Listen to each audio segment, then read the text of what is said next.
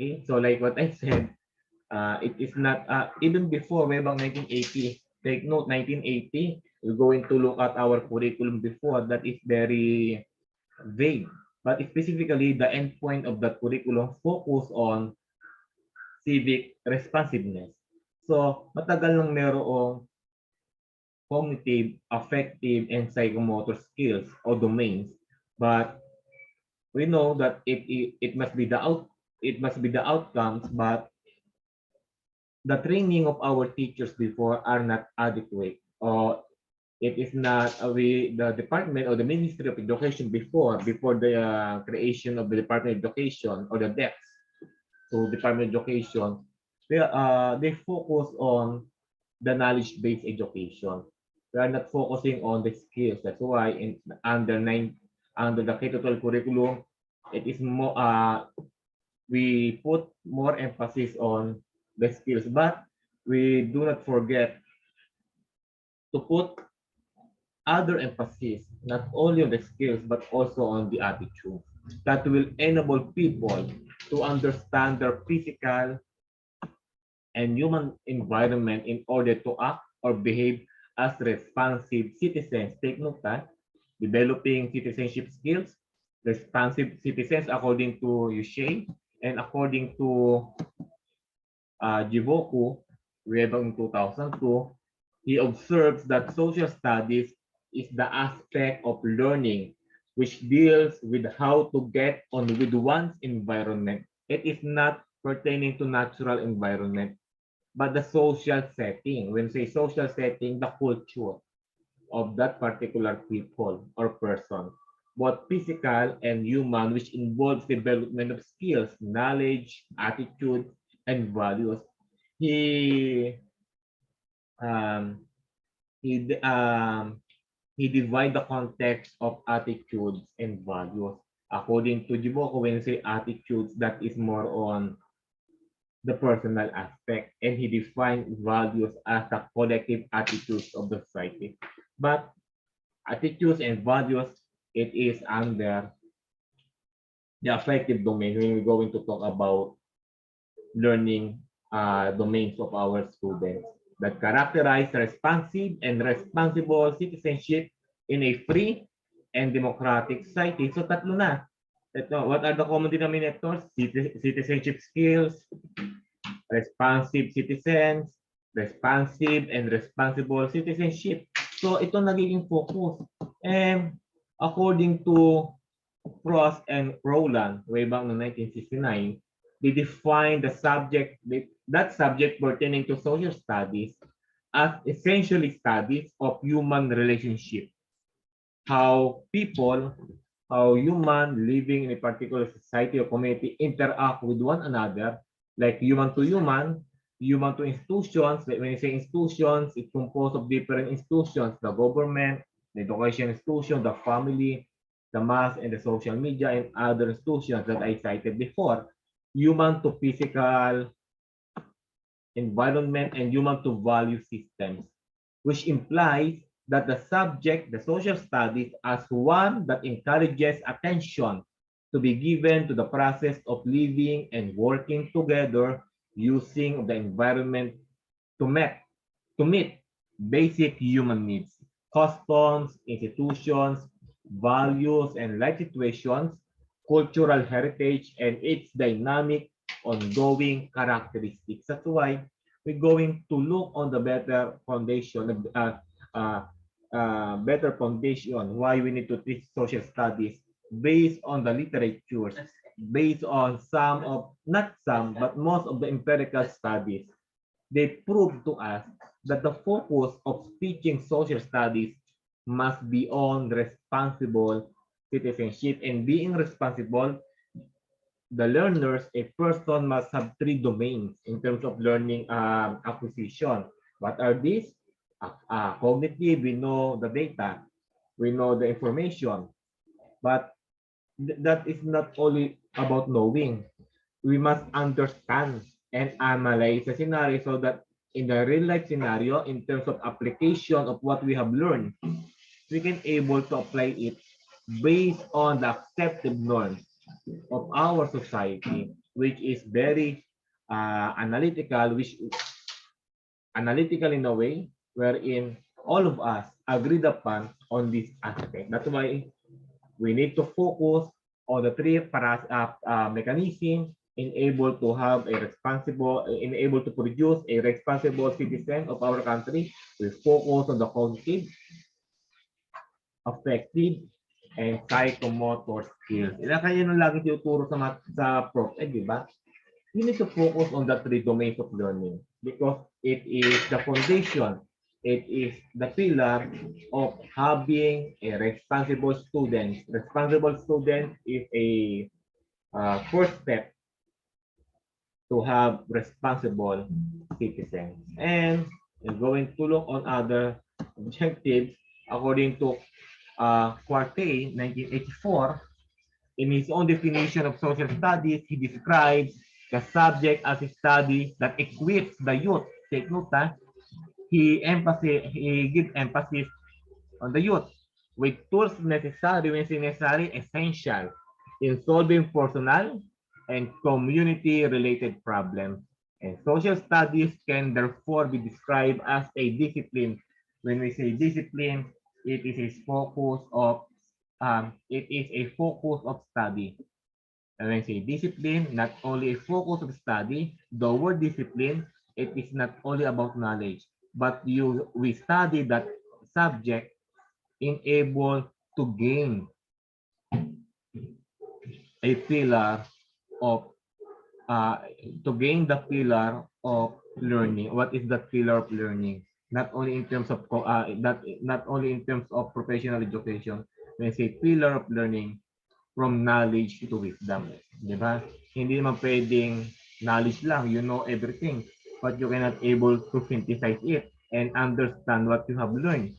So, it is very important that our knowledge, little by little, maybe will be transformed into wisdom. So that according to Abraham Harold Maslow, in his hierarchy, in the top, at the top of his hierarchy of needs, there's what we call self-actualization. Yes, having self-actualization at the top of the hierarchy of needs, you can able to, when you say the word actualization, you can able to better understand your life based on your experiences. But take note that is not the end. Actualizing your lived experiences as a human person is not the end. But you need to transform it or transfer it to other people.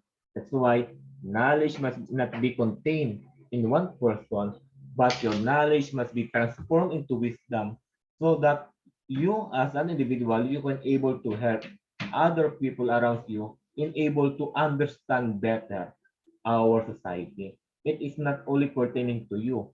Yes, it will start to you, but at the end, what you have learned must be transferred to other people. It is not because you are a teacher, but it is our social responsibility to help one another to understand our society. You are not the only one who will understand the society. It is a collective effort of everybody. Di ba? Hindi pwede ikaw lang nakaunawa, naunawa mo nga. But it is your social responsibility na ituro mo kung ano naunawaan mo. That's why social studies as a discipline attempts to modify or change the learner's behavior, but it is not mandatory. What I mean by what I mean not mandatory. When I say mandatory, sa pilitan. Take note, in our curriculum, we are not the fountain of we are not considered as the fountain of knowledge. Hindi man sa atin. But we as educators, we are asking our co-educators to do their mandates, to be the facilitator of learning, to be the guidance counselor, to be the advisor or any job or job description of being a teacher to help our students to be a good person, not the best person, but a good person. We are not setting the best. Yes, why not set to the why not setting the best? medyo it must be step by step. Having good personality is creating good citizenship or responsible citizenship. We attempt, when we attempt, sinusubukan natin to modify. That's why, Sir? yes.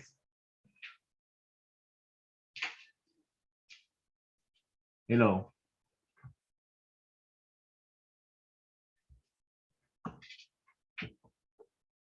Grabe na lang wala akong internet. Hello? Yes, may nagsasalita. Ano yun? Ano yun? Interrupted po yung signal, naglalag po yung Okay, I'm sorry internet. for that. Okay. You may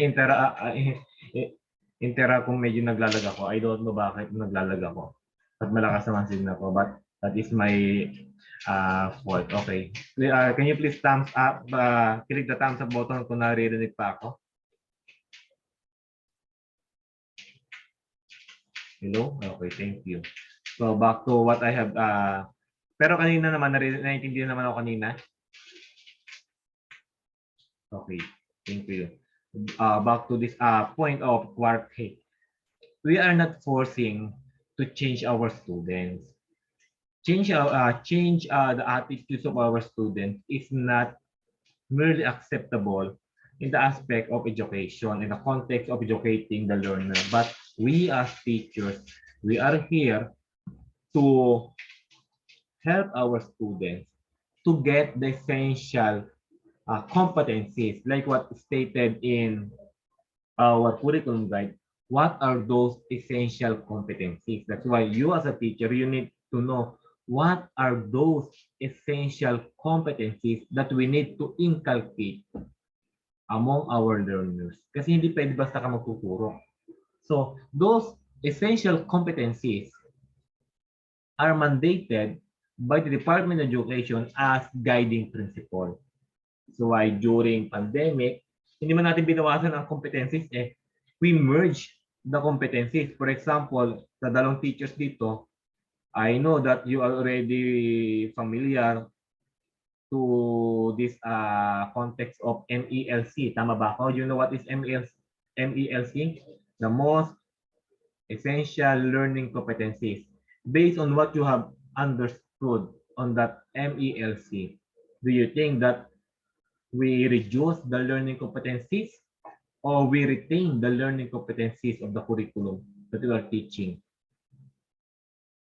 The dalawang teachers dito, based on what you have understood in the context of MELC, we are already implementing MELC for more than 2 years, for more than a year, kasi pang dalawang taon na ngayon ang MELC. What you have observed in that MELC?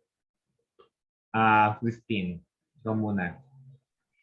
Ano po sir, dun po sa mga topics or yung mga competencies po na nandun sa MELCS or yung MELC, nandun po yung most essential at saka yun po yung kailangan ng mastery ng mga students. So pinag-merge, apo.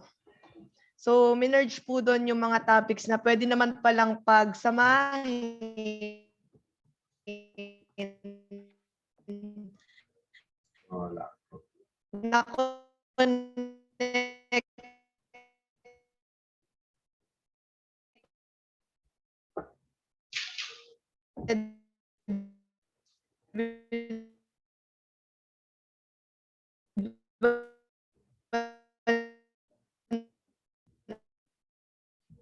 Wala ako.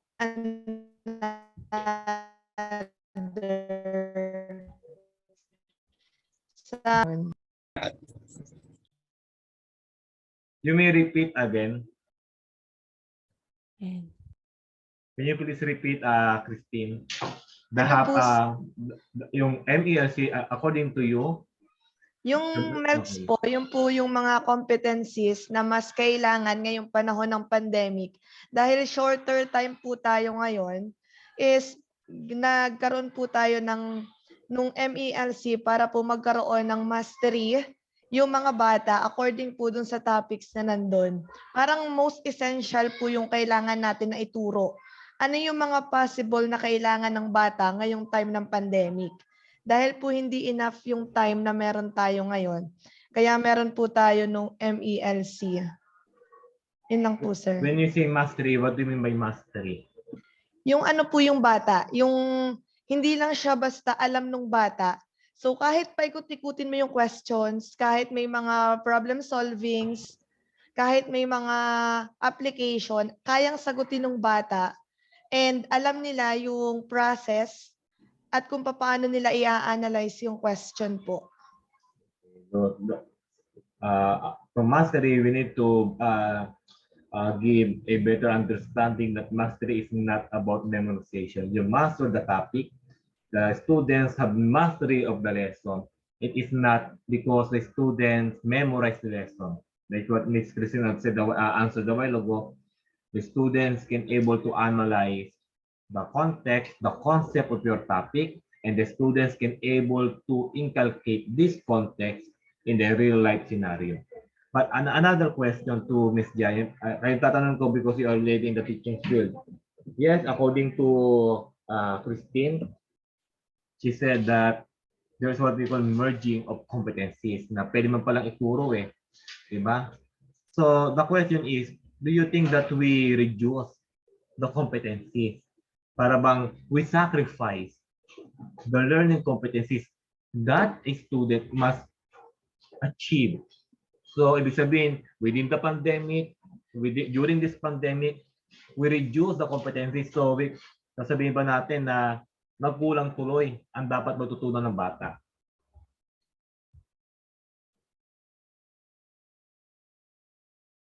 Sa tingin mo, Ms. Jayan? For ano siguro sir, for the competencies na naka-indicate po sa MELC, hindi po siya na-reduce. Instead, parang nag-pick up lang po ng mga importanteng competency na dapat maituro sa bata. And by that, parang kung sa akin po kasi, halimbawa sa AP6, yung mga napansin ko po, yung competency na kinuha is meron din pong time allotted. For example, isang competency, 3 days or 5 days mo siya maituturo. And by that, makikita mo na kaya sa number of days na yon, mayroong mastery sa number of days per competency. Kasi nga po, di ba, kung ang sir, putol-putol. Ang learning natin this pandemic ay, di ba po, online. Minsan, sa ibang school, isang beses lang mag-online and then the rest offline. Sa case naman namin, 2 beses ang online, which is 40 minutes lang, and then the rest po is offline. Ayun po. And then, sa mga competencies na yon, it's with the teacher na po kung paano magbibigay ng mga offline task. With that offline task, masisiguro mo na bata din po ang natututo. Okay? Pero sa case po, sir, sa case po namin, may instance talaga na may assistance pa rin talaga ng magulang. Kaya po nag-come up kami this year na mag-follow pa rin po kami doon sa curriculum guide. Ayun po yung napag-decide namin, sir. Okay. But the question is, did we reduce the competencies of a particular subject? For example, we already cited, I will give you an example. In AP10, in one topic, for example, teaching environmental issues, we're going to look on the competencies. We have 8 to 9 competencies.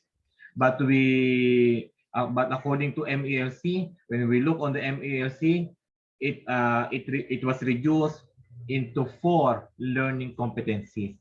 So the question is, nabawasan ba ang natutunan ng bata, ang matututunan ng bata in that topic? Kasi in that curriculum, the mother curriculum have, for example, have 9 learning competencies.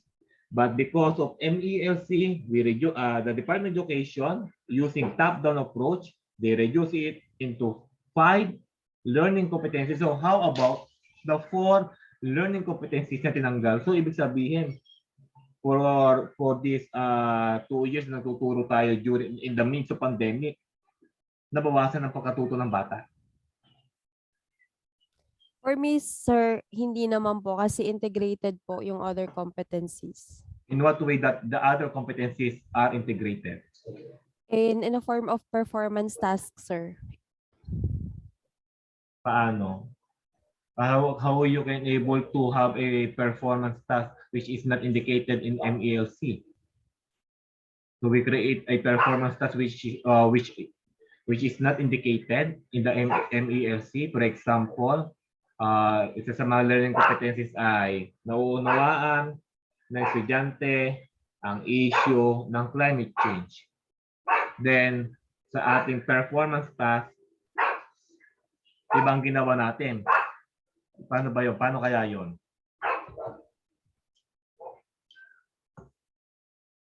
Did you get my point? For example, we have 9 learning competencies, for example. And in the midst of pandemic, it was reduced into 4. For example lang ha, it was reduced. In the midst of pandemic, we're going to look at the MELC. Before, we have 9 learning competencies in that particular subject. During this pandemic, it was reduced into 4 or into 5. So nawala yung 4 na learning competencies. Dating 9, naging 5. So nawala yung 4. So the question is, hindi ba nakukulang ang dapat natin ibigay na kompetensi sa bata? For me, sir, nagkukulang. So why did the Department of Education created MELC? Take note, like what I said, go to the standard of curriculum, do not reduce it, but we can able to create beyond the minimum standard. Ito hindi naunawa ng mga teachers. Even though that we have MELC, we're going to analyze the whole curriculum. Hindi na bawasan yan. In what way? Because you need to cross the other learning competencies from other subject discipline, not only in AP. If you're going to analyze, there are subject in most of the subject disciplines that we have English, Math, MAPE, Ariling Palipunan, ESP. We reduce the learning competencies. For example, in AP, the 2 learning competencies, we can able to see there are 2 learning competencies in English, in Filipino. So what you need to do? You need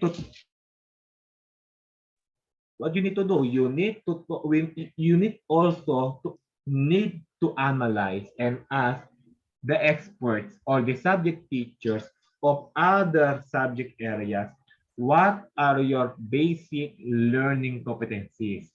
Paano natin to pagbabanggain? So, we cannot reduce the competencies given by the Department of Education. That's why I'm telling it to my teachers, no, we are not reducing. We reduce the learning competencies in that subject because the responsibility of other subject teachers must inculcate the other competencies na wala sa atin. Kasi yung nawala sa atin, makikita mo yun along the way sa iba. For example, I will give you an exact example. In English, they have literature. For example, meron silang operation literature. So, iko-connecta mo yon sa nawawalang competency sa nagtuturo ng history. Nandun yun eh. So they are collaborating with one another. What will be your activity? What is your objectives? Pwede ko bang wag mo ituro yan? I will be the one who will give that. I will be the one who will make a focus on that topic. So walang redundancy in other subject areas. That's why if you are a teacher, you need to talk with other subject teachers teaching different disciplines. For example, I'm teaching AP 10. There are some topics in MAPI 10, for example, in health, there are some topics in MAPI 10, even though na fourth quarter pa lang yan, eh ituturo ko doon second quarter, hindi ko na ituturo ng second quarter. Hinahayaan ko na ang MAPI teacher magturo kasi when I analyze, this is your competencies, ikaw muna mangunguna dyan, hindi ako. Pang-suporta lang ako eh. So tama talaga na hindi ko ituro itong competencies na to, pero dapat ikaw magbibigay ng emphasis niyan in that competencies. So, kaya sinasabi ng mga teachers, kaya Ramilan, nabawasan, no? Hindi yan nabawasan. Nabawasan yan dahil hindi tayo nagkaroon ng collaboration with other subject area. Nagets ba ako? Kaya nga, ang DepEd, hindi man tinanggal talaga. Nagbawas tayo per subject area because we do believe that some competencies ay makikita mo sa ibang subject area, hindi lang sa AP. Hindi man natin tuturo natin sa AP, pang AP lang eh. We have topics in Araling Panlipunan na makikita mo sa MAPE. Especially kapag natuturo sila sa MAPE ng drug addiction, meron mga cyber, meron sila, may ganun din pala kayo, no? O ihaya ako na kayo magturo niyan. Meron silang topic about gender. Hindi ko natuturo dito.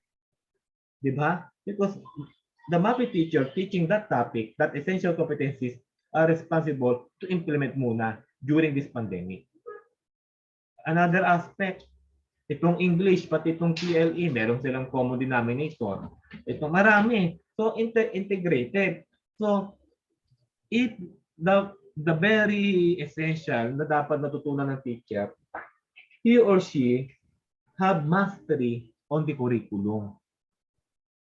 From kindergarten up to grade 12, if you are teaching in the basic education. That's why, hindi lang grade 10 curriculum ang alam ko na AP. From kindergarten, hindi ka kindergarten eh. Pero kindergarten up to grade 12, I know what are the essential competencies of this grade level, of this topic per grade level. Because even though that I am the head, so it is my mandate to know that. But I asking also my teachers to know the learning competencies in every grade level. For example, hindi yung sasabihin ng teacher na, hindi ba ito tinuro sa inyo last year? Nag-away-away pa, ganun mga mga teacher eh. Ba dapat tinuro sa inyo to? O, di ba? Eh paano yung teacher na nag-aral ng curriculum? Sasabihin ng teacher, hindi ba tinuro sa inyo itong grade? Di ba? Naririnig nyo to? O kaya dati sa mga may mga teachers dito? Di ba kayo tinuruan ng elementary? Di ba kayo tinuruan ng grade 7 eh nagtuturo ko ng grade 9? Di ba dapat na grade 7 tuturo ko lang to? Eh yung isang nasa grade 7 hindi niya alam. Di ba? Kaya nagkakaroon ng sisihan. That's why ang problema, the teacher is only focusing on the topic on that particular grade level. No. If you want to continue the objectives of your subject discipline, you need to align. Kasi nga step by step yan eh. Step by step yan. Lalo pag science, spiral ang curriculum ng science. First grading, natural. Second grading, biology. Third grading, chemistry. Fourth grading, physics. Uulitin ulit ng grade 8. Pero hindi inuulit. Dadagdagan ng competencies. At yung tinuro niya ng grade 7 sa natural science, dadagdagan niya ng grade 8. Hanggang umikot. Hanggang ma-meet yung competencies. Eh paano yung grade 7 teacher ng science hindi nagturo ng ayos? Yung problema ng grade 8. Halimbawa, natuturo ako halimbawa ng Araling Panlipunan, ano bang topic na pa? Marami dyan eh. Halimbawa ay nagturo ako ng tawag dito na proper segregation kasi nga sa chapter 1 ay may turo din ang science teacher. Kailangan ko ba bang ituro kung ano ang nabubulok sa hindi? Hindi na, dapat na ituro na yun kasi yun ang learning competence yun. So, my student na tinuruan niya, in my aspect, hindi ko na kailangan pang ulitin na this is biodegradable, this is non-biodegradable. Ang nangyayari kasi, inuulit natin. That's why hindi nagkakaroon alignment. Alignment naman kaso nasasayang oras. Take note. Did you follow the mandated hours, for example, in elementary? For example, in grade 7.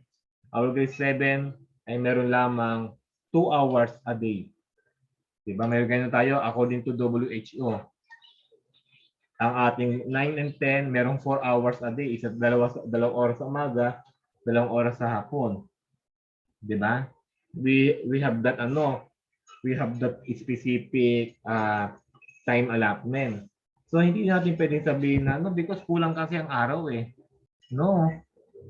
If we follow the MELC and not only you who are following the MELC but all of the teachers of all of your colleagues follow the MELC, walang problema. The problem is hindi pina-follow ang MELC. That's why when we are checking our lesson plan, we have code. Titignan namin anong code mo.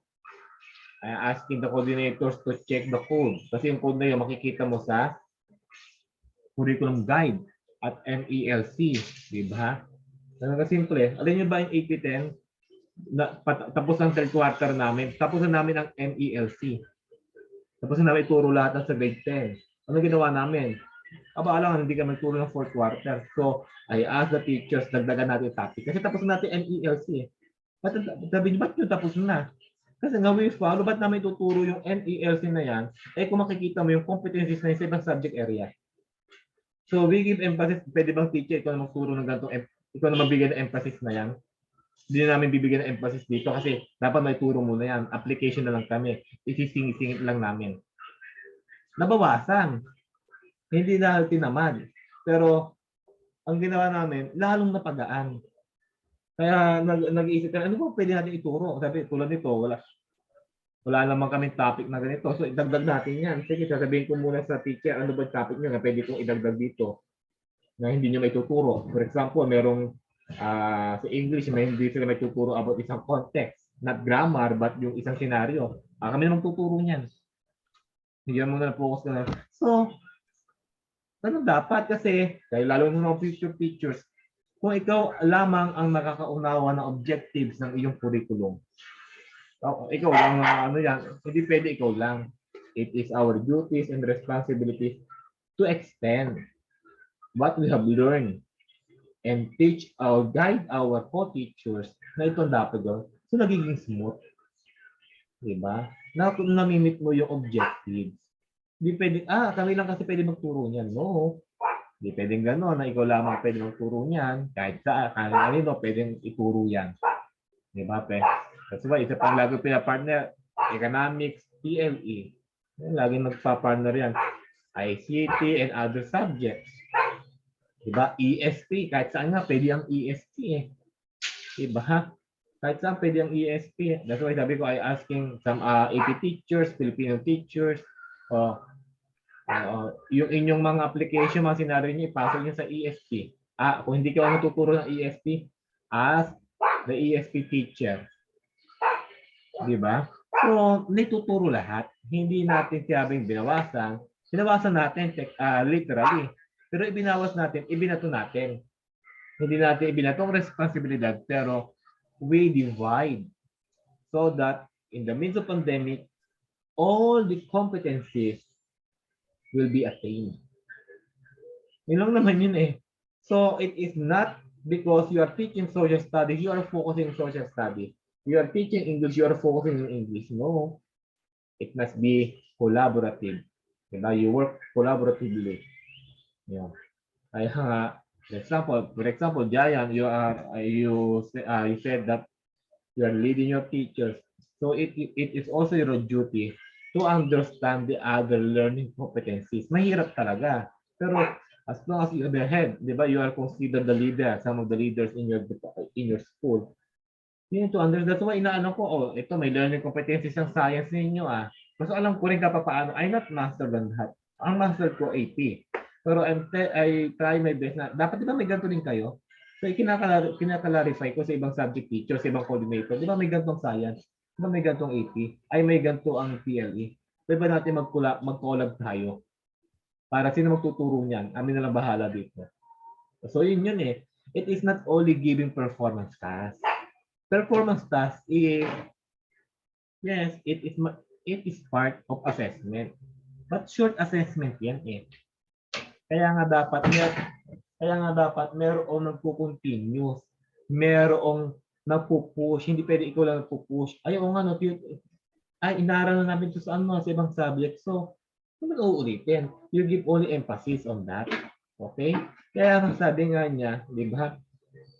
acceptable values and attitudes through a process of studying human beings' relationship with his or her environment and with the desire to provide solutions to various complementing problems. When I say complementing problems, yung problem ng isa nating subject ay makikita mo rin sa ibang subject. Yung pwedeng ang problema ng pollution ay pang AP lang. Pero dituturo din naman sa science yan, di ba? Meron pang may excerpt literature sa English. Diba? Nagigits ba ako? So hindi pwede. Kaya complementing problem. Because it is complementing problem. So we have the same problem. And we have different approaches to solve that. So we are asking other subject discipline to help us. So we focus on the primary level. It is just a review. You may butt in if you want to ask questions. So based on what we have learned, understand. Excuse me.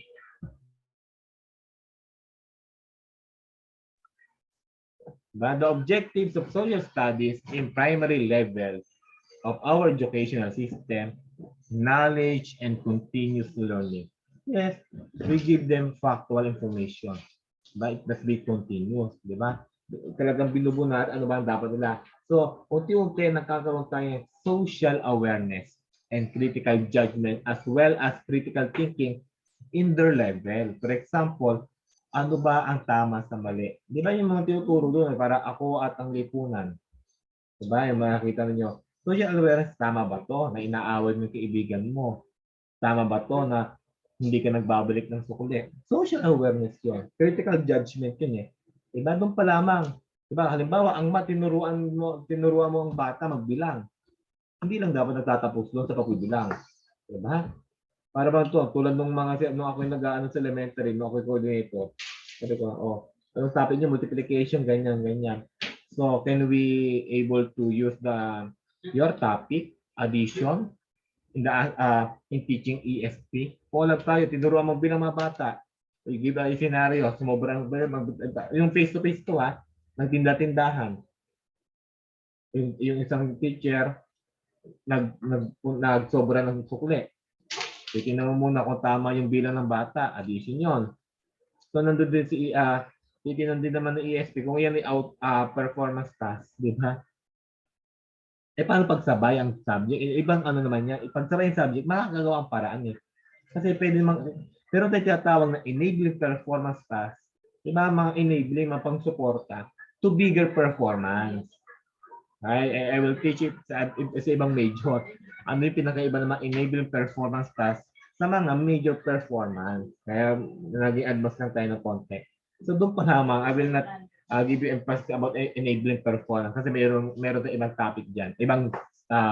Ibang course subject regarding analyzing the performance task of the students. Diba? Social awareness. So, magaling magbilang ang bata. So, after that, ano ang kailangan matutunan? Yung values integration. Paano pagsukuli? Nalaman yung marunong naman siya magbilang eh. So, doon pa lamang, nagkakaroon siya ng critical judgment. Critical judgment according to his level of understanding. Kung ang bata ay grade 1, sa understanding ng grade 1. Kung ang bata ay grade 7, sa understanding ng isang grade 7 student. Diba? Social understanding. We integrate ideas and self-confidence among our students. That's why most of the activities in elementary are all focused on socialization. Diba? Para magkaroon ng self-confidence ang bata. Hindi yung pagtunta na mahihain pa rin siya. Hindi ko masabi madaldal ang bata. Pero meron siyang eagerness to learn. Diba? He or she are active. Diba? She is active in every aspect of learning. In the secondary studies of secondary level pertaining to teaching of social studies, we cultivate a spirit of patriotism. What is patriotism nga pala? Raymart. Pagiging makabayan po. How patriotism and nationalism differ from one another? Nationalism is more on pagiging wait lang po. patriotism sa nationalism. Pag sinabi po if I were to define it, pagiging makabansa at pagiging makapilipino. Parang ganun po. So, how are you going to explain it to us? Ang pagiging makabansa at pagiging makapalipino.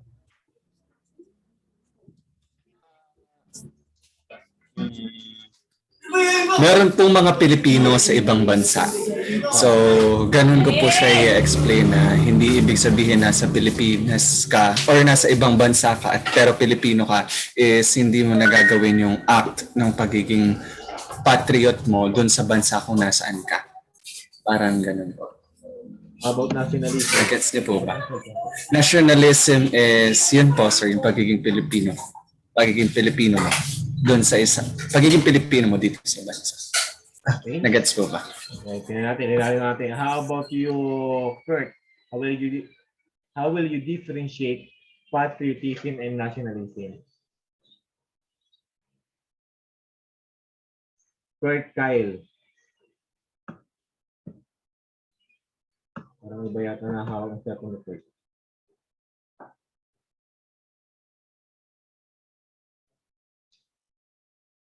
Hindi pa ba si Kurt?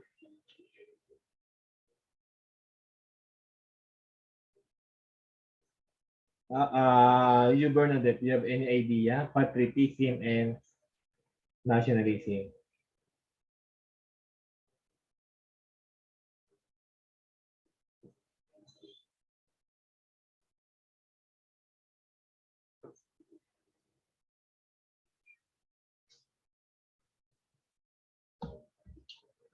Hello, can you please open your camera?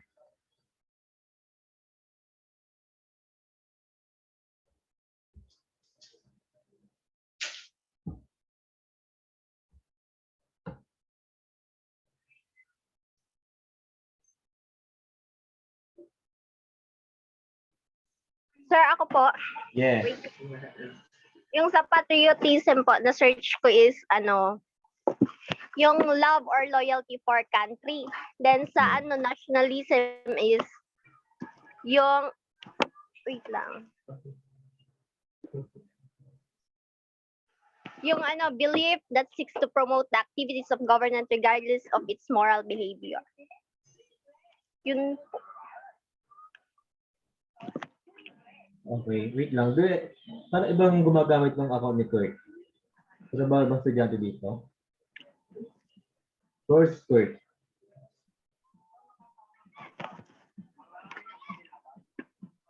Tama ba na Hello, Kurt.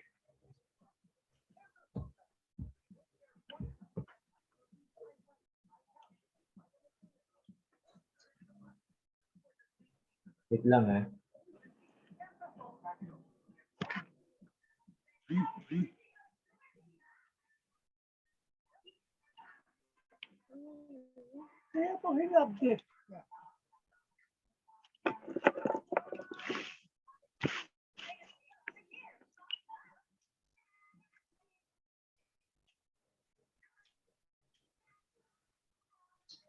Okay, can you please repeat your answer? Sorry, hindi ko na-absorb. Can you please repeat your answer, Bernadette?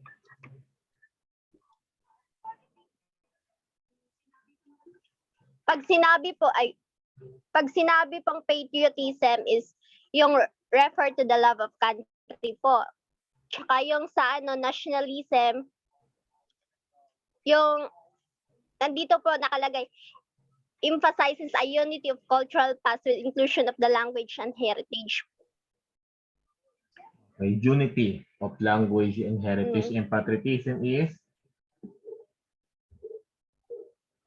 Yung sa love of country po. The love of country. How about you, Kurt? I asked your classmate a while ago, how are you going to differentiate patriotism and nationalism?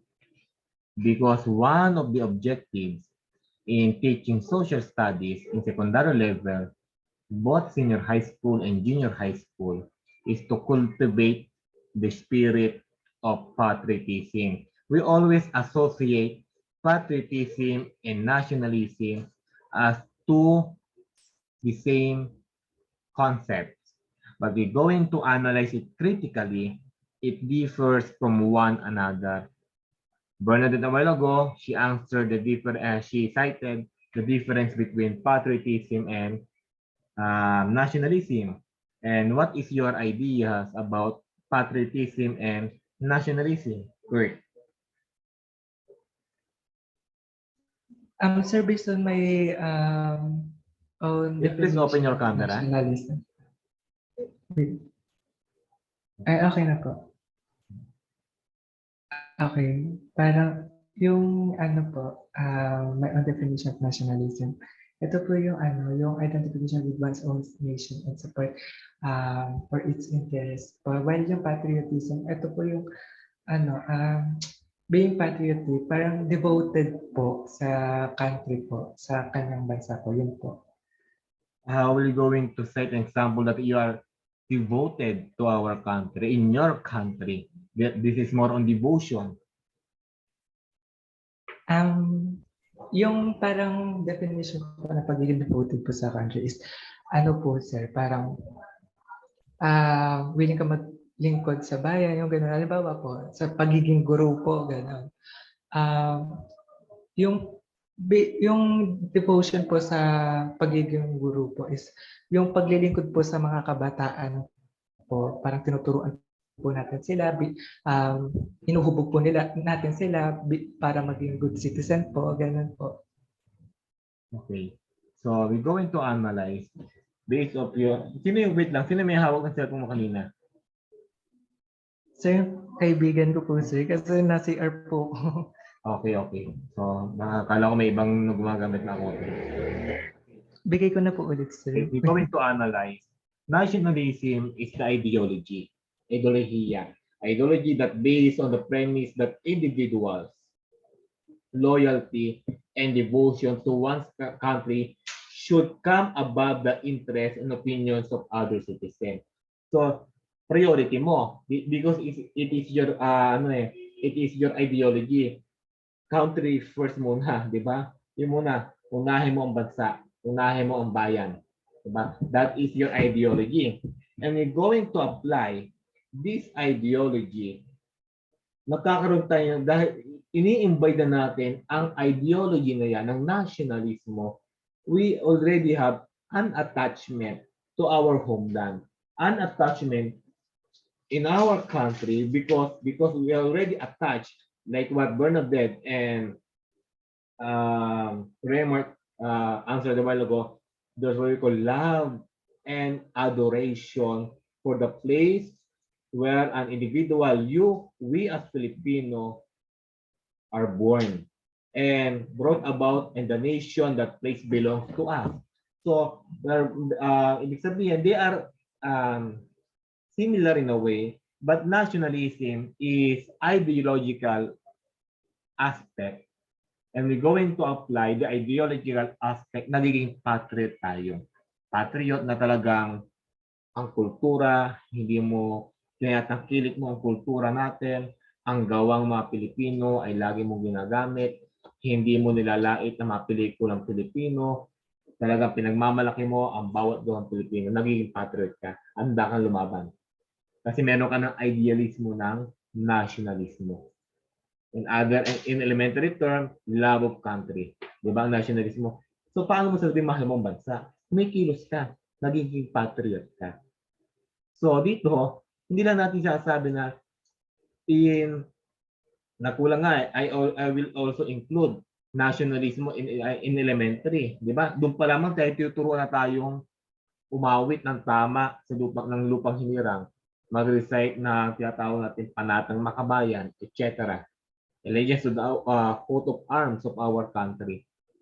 Pagtungtong mo ng secondary, kailangan hindi mo lang dapat alam kantahin. Diba? Ina-apply mo na to, patriotismo na. Sa paano, parang kasi yung medyo higher grade level, medyo pasaway na yan.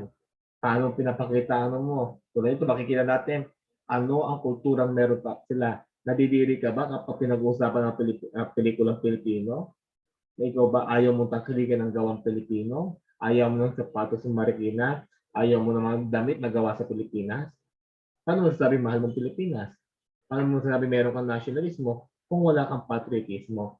It is two different terminologies,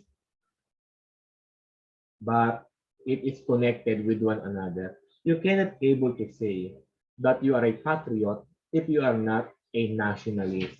You cannot able to uphold nationalism if you cannot able to apply it in terms of patriotism. That's why they differ from one another, but it connotes the same aspect. That is our adoration, love in our country. Okay? So, another objective is to identify the causes and consequences of environmental problem. That environmental problem is not only pertaining to natural calamities, diba? Pero we need to identify ano ba yung mga dahilan. Oh yes, may bagyo. Yes, may ganyan. Anong dapat mong gawin? Diba? Diba nung mga face-to-face, nung magtuturo na tayo ng grade 10, diba meron pa nga tayong turo nung dati na tawag dito, earthquake drill, diba? Yung mga calamities, yung mga disaster drills, diba? Nagtuturo dito ng grade 10. Kung napagturo na kayong grade 10, yung mga nakaabot dito ng grade 10 na topic ng contemporary issues. Diba sa senior high school, meron tayong sa mga STEM yata to yung disaster risk, DRRM. STEM ka ba, Raymark? Yung SCAN, no? Yung sponsor, pero May DRM kayo, di ba? hindi po, wala po. Sa STEM yun, yung disaster risk management, di ba? Ganon-ganon. Meron silang ganong topic eh. So, di ba, tuturo na yun. At, sabi pa nga, technological competence. Hindi pwedeng basta lang by the book. But we need to use our technology. Take note, we are now in the fourth industrial revolution. From first industrial revolution, yung sa England, nasa fourth industrial revolution na tayo. Minsan nga, itiyatawag natin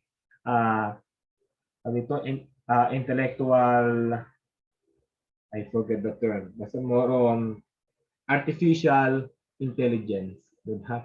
AI. Di ba yung narinig yung artificial intelligence? That is more on technological innovation.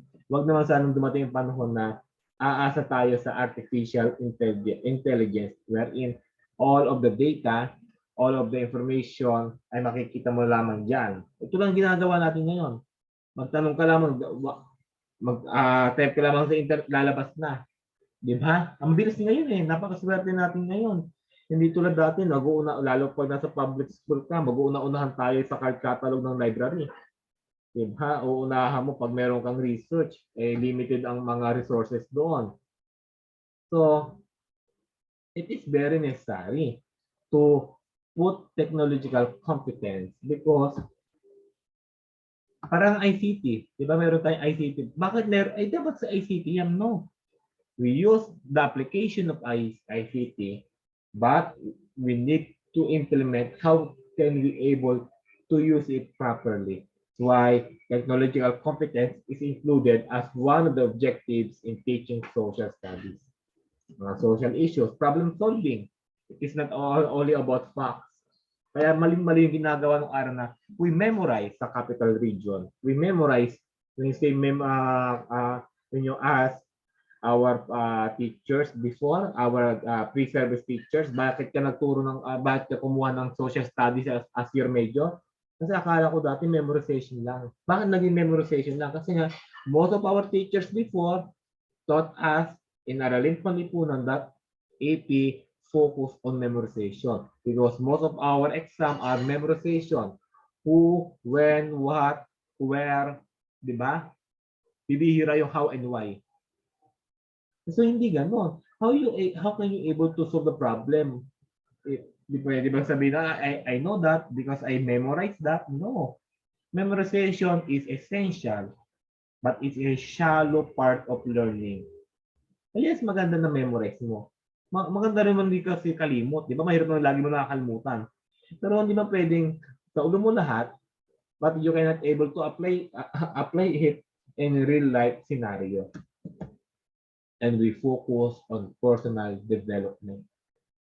Di ba ang personal development sa senior high school? No. Iba yung subject na yun. Iba lang yun. Hindi yun. Pero personal development sa paano ka magiging mabuting tao. Paano ka magiging responsable mamaya. Di ba pag nagtuturo tayo ng mga subject natin, tulad, halimbawa, nagturo ka ng Araling Palipunan 7, Asian History. Sasabihin mo lang ba, itong mga dinastiya? Bakit kaya nawawala ang mga dynasty? Ano kaya ang dahilan? Siguro, dahil, di ba, pag dynasty, nawawala ang angkan, dahil pinapalitan sila, dahil may mga ugali, minsan. Di ba? Personal development yun. Bakit kaya ang tao ay laging tumutukulas? Magtukulas sa tao, siya rin siya. Pero dapat magkaroon siya ng personal development na anong kailangan mong gawin bilang tao. Ito lagi tayong tuturo kapag Araling Palipunan, merong reflection. Kung ikaw ang nasa ganyang kalagayan, ano ang gagawin mo? Diba lagi may mga, that is a cliche question. Even though that is a cliche o pangkaraniwang katanungan, aba, tiyatanong pa rin natin, hindi ba, anong gagawin mo? Halimbawa, na ikaw ay tatakbo bilang ano ang iyong pamantayan, doon pa naman nade-develop yung personality ng bata. Nakikita mo paano siya magbigay ng opinion. Diba? Kahit nga outside the classroom setting eh. Diba nakikita mo, ikaw advisor. Kung ano man yung pinupost mo, ano man yung nais mangyari. Diba? Nakikita mo mga bata. Tapos pa lang sa social media, nakikita mo ideologies ng bata. Kung mababaw ba o malalim ang kanya pinaglalaban. Diba? And in tertiary level, medyo mataas to, acquisition of skills. Skills na tayo. For example, I'm teaching Philippine history, readings in Philippine history. Do I need to ask my students to memorize? No.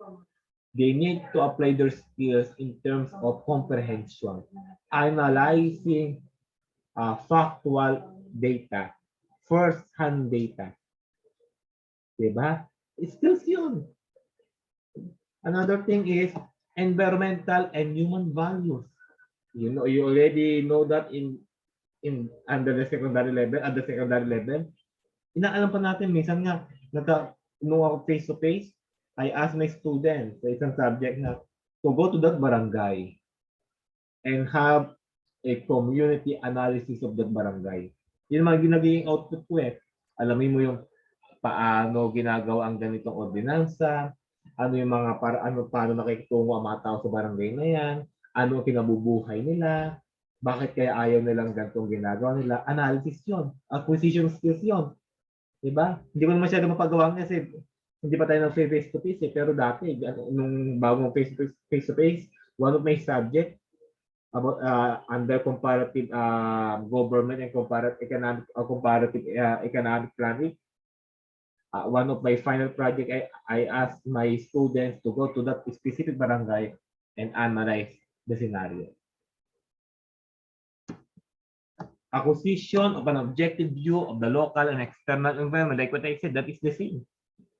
Paano mo unawaan bakit ganyan mag-isip ang barangay na yan? Ba't ang taong yan ganyan?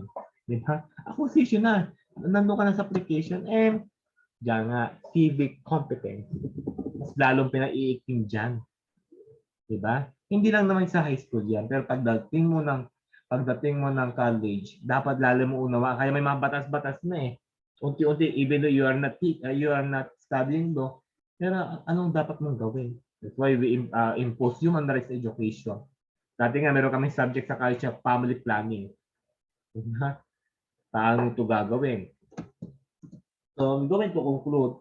Social studies teachers, we as social studies teachers, you as a future social studies teachers, we are encouraged to create necessary awareness among our students on the danger, take note for this, on the danger of unclean and unsafe environment condition. It is not only pertaining to natural environment, but our societal setup. Crime, corruption, graft and corruption, diba? Yun eh, unsafe, diba? So social studies education should be made to meet the needs of the 21st century generation. Take note, we are already in the 21st century. Hindi pwedeng ano yung mga life skills na dapat matutunan? That we need to give emphasis, a stronger emphasis on communication skills. Dapat hindi yun yung galing ka lang magsalita. Pero marunong ka makapag-usap sa tao. Diba? Spirit of inquiry, you are, always curious, bakit kaya ganito? Bakit kaya nag-aaway ang Russia at Ukraine? Ay, bakit kaya ganyan ang mga ano? Diba? Awareness yan. Nagtatanong ko eh. Bakit galit na galit sila kay Lenny? Bakit sila galit na galit kay Lenny? Bakit ganito ang sinasabing isang kandidato? And teamwork. All geared towards achieving self-reliance, dynamic economy, interdependence, and the spirit of unity among the citizens. And social studies from multidisciplinary approaches emphasize the functional use of instructional content from social science. Like yung tinuturo ko sa inyo, ginagamit natin yung content ng social science that we apply it in our curriculum. So the teachers, in terms of application, must develop a sound application or planning and management of resources, human and non-human. And this would help to use effectively the epistemology. When you say epistemology, episteme means knowledge. That is a Latin word, means knowledge. Epistemology of the subject matter or the knowledge of that subject matter for problem solving in classroom interaction. And these are my references. So, we all know that social studies curriculum have its own objectives from elementary or primary level, secondary, which include senior high school, junior high school, and tertiary level, the college level. Ang dami, di ba? So, what is the end point? I just give you the premise that to prove that the end point of teaching social studies is to teach, to mold, facilitate whatever mechanism that we have in a good way so that we can able to produce or create responsible citizens. Yun lang naman yun eh. Hindi ka basta natuturo na you know who is this bayani, this hero, you know when he died. Okay lang yun. Pwede naman yun. When is the declaration of martial law? When is the declaration of independence? Okay lang yun. But that is not the end point. We use those factual information to understand our society so that later on, malalaman natin dapat ganito pala. Parang kato, di ba tuturo natin, nagkakaroon tayo ng vote, ano to? Election education, di ba? Voting education, di ba? Hindi mo kailangan maging Comelec commissioner. Pero you as a teacher, tinatama mo, ito ang mga kamantayan natin. But you as the citizen, what will be your own standard in choosing the leader? Natuturo natin. Pag medyo lumalaki, labo ito na, ay oo nga, sabi ng teacher ko, dapat ito mapipiliin namin. Yung makakabuti sa bayan, hindi yung parang gusto ko lang.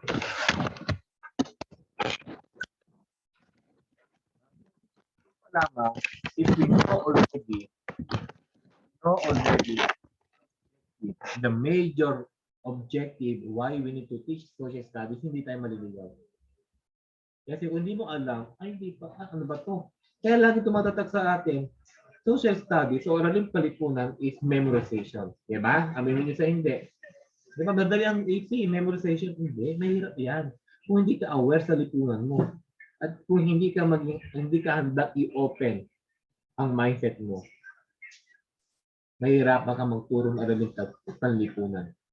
Pero kung magtuturo ka ng araling palipunan, o kung ayaw mo magkaroon, parang ba ganito, we have a topic, kasi tapos ng ano namin eh, tapos ng aming mga ituturo sa 80. So I asked my teacher, okay, turo natin gender education. Maaga pa naman eh. So we need to include that, gender education. So, di ba? Kung ikaw ay teacher na hindi mo tanggap yung nangyayari sa lipunan mo, hindi ko masabi tanggap, o kung hindi mo naunawaan, how are you going to teach those topics in social studies? Take note.